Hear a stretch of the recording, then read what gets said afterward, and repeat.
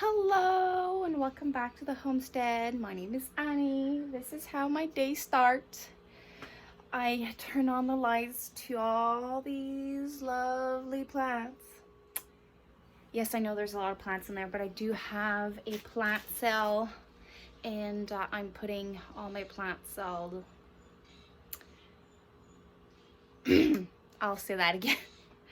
I am doing a seedling plant sale and all my plants that I'm selling are in these red solo cups until I can find a local wholesale that has affordable 3.5 pots. So this is why I'm using solo cups. Costco is your friend. 240 pack for I think it was like $16. So, and I just drill holes on the bottom, drainage holes on the bottom. And I have myself some pots. Today I want to bring you around the homestead. I have two things I want to show you, share with you. One is my seedlings, my brassica seedlings, cauliflower, broccoli, cabbages, and kohlrabi, how they're doing. I am having a little problem and I'll show you that. And I also want to show you a project that I've been working on with my husband this weekend, and we also have some little issues with them. And since this is a community and many people have ideas and suggestions for me, I'll show you the problem that I have and maybe you can have some solutions for me. And that's it. So let's go take a walk outside. But first I need to take out all the brassica seedling trays outside in the greenhouse. I do bring them every morning and every night. I bring them out in the morning, bring them back in at night because I don't want to stress about my seedlings dying. And I did have to resow a couple of seeds, and germination is 15 degrees Celsius ideal temperature for them to germinate. So that's why I bring them inside during the night and then bring them back outside. So I'll have to do that first.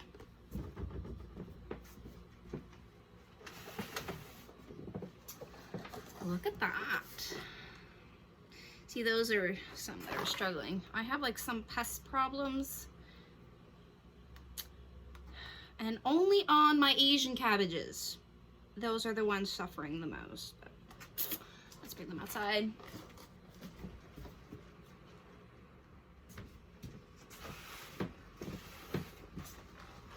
Beets.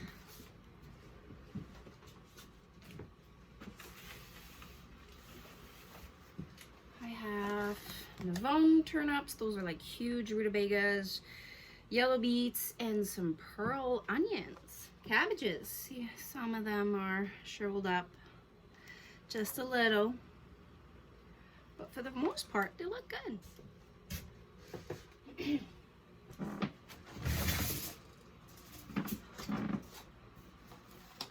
Those are my kohlrabis. I sowed these with my daughters, so they're kind of sowed a little bit everywhere, and I have some chamomile. Now for the last tray, I'll just show you what it looks like, and what I've done.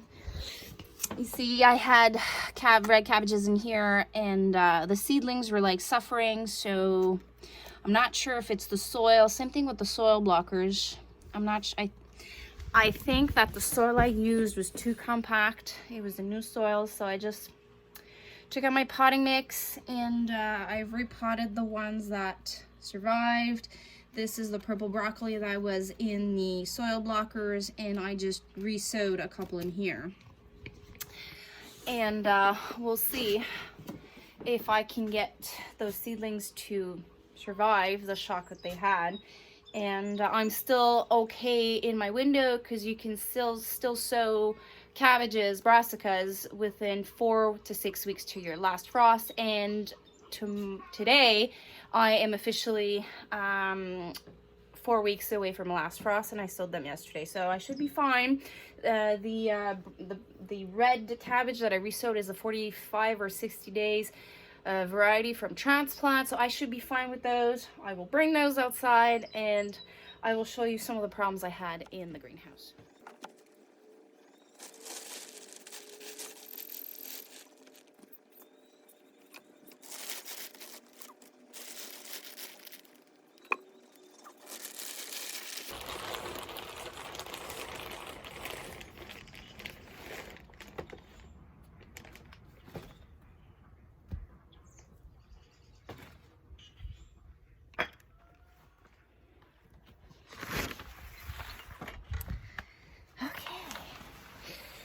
Now, I have my temperature gauge with me, and there's one thing I always love to do. This is a temperature gauge that I got on Amazon, and it comes with 3 sensors like this. I have one up there, I have one here, and I always keep one with my seedlings. So the top one tells me the overall temperature of the greenhouse. This gauge gives me in the morning, like when everything is closed, before I open the sides, the temperature of the where I would put my seedlings. Sometimes there's a couple of degrees off, and the one that I put with my seedlings actually tells me if where my seedlings are, it's too hot. So one of the problems that I had is the side not being opened. There is 2 days within the last 10 days that the greenhouse reached 40 degrees Celsius. That is beyond crazy, and some of my seedlings shriveled up and died. And then I'm having this little beetle that comes and eat the leaves. If you come up close, they eat the little leaves of my Asian cabbages. Not the rest, because the rest are not really touched, but just the Asian cabbages. So to adjust the heat problem, that's one of the reasons why this gauge, I watch it religiously.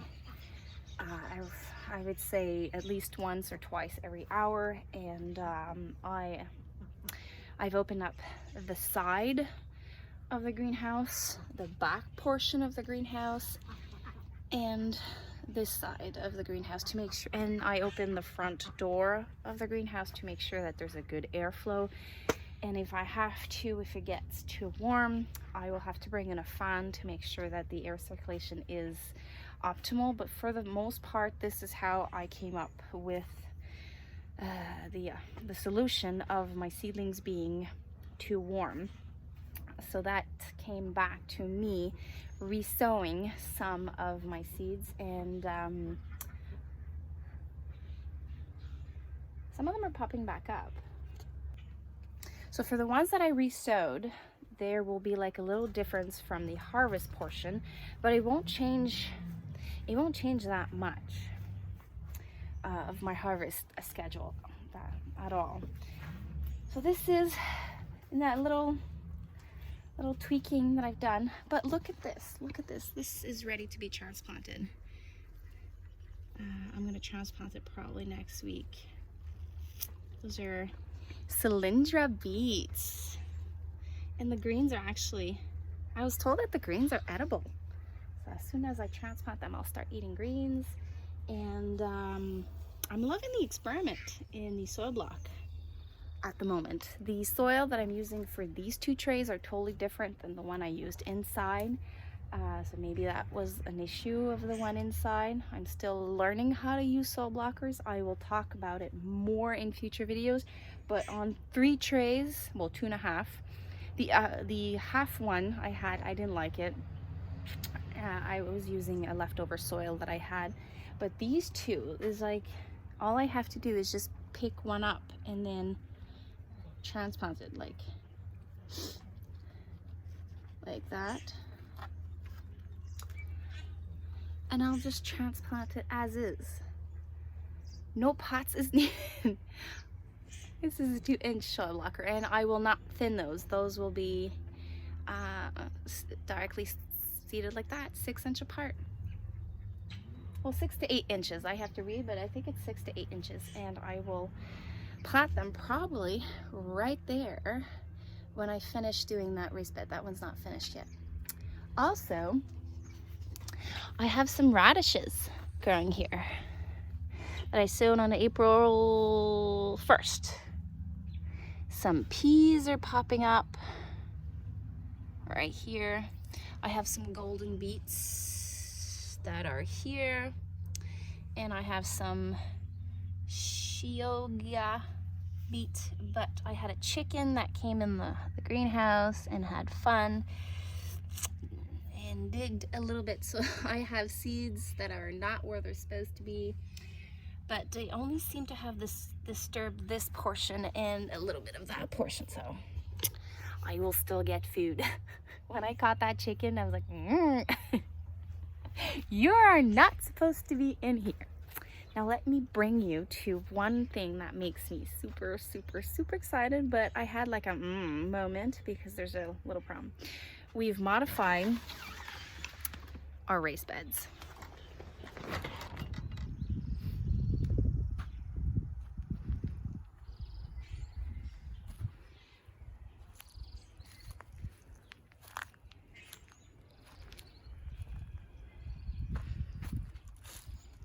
That's one of the projects we worked on this weekend. We removed 3 beds that was in this position. That was, it was on the other side. I'll show a video of that right now. And it was not working. It was not efficient. So I decided to create 4 feet by 15-ish feet, because we didn't take out the measuring tape. We just went approximately, so it's about 4 feet by 15 feet, or 16 for some. And lumber being an issue, we went with cedar crust and cedar post. But the issue we're having are the cracks when we stack the crust one over the other. And my entire land is exactly the same thing as in my greenhouse. There's a slope, so we have to deal with 3 problems: clay soil, heavy clay soil. Number 2 is the slope, and there's no other way that I can organize my my garden, because it has to be this way, which is east-west. And number 3 is the lumber being so expensive that we went with cedar crust. But the space between what we're doing at the moment is, from the inside, we're using the smaller crust to come fill the holes.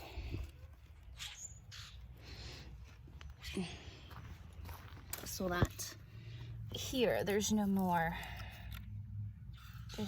place for the soil to escape. So that's the 3rd problem we're having. So the soil could potentially escape. Well, escape is a big word, but can potentially leave. And soil being an investment, we don't want to lose it. So option number 1 was to find some people selling some galvanized metal that you used for roofing. And at this point, everyone is going back into gardening and doing construction, so finding those used is either too expensive or very rare, and I have at least 10 garden beds to create. One of the other options that we came up with was when you purchase cedar, there is a rough cut, which is not necessarily like in worse shape, but for doing garden beds, I don't mind if it's rough, rustic looking, because it's for a garden bed, so it's not for anything under construction. So we are calling our place where we got these cedar crust to see how much is a rough cut. I'll show you what a rough cut is.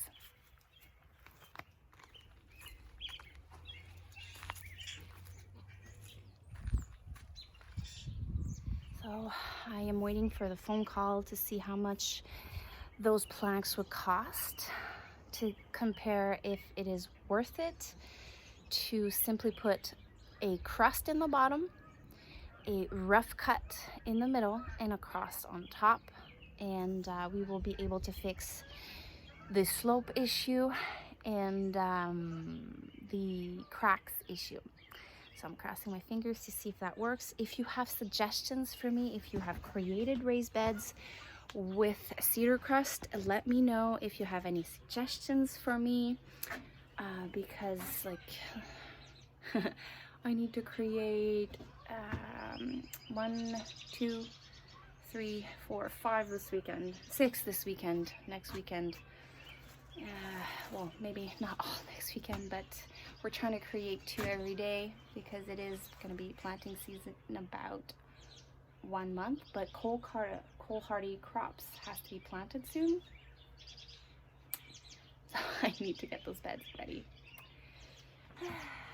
Fun times. Thanks for popping in the homestead today. I hope this adventure inspires you to grow your food, or to try to grow your food, or to imagine to grow your food. If you like the content you're seeing, make sure to subscribe, hit the thumbs up and the little bell to get the notification that I am posting a new video, and have yourself a wonderful day.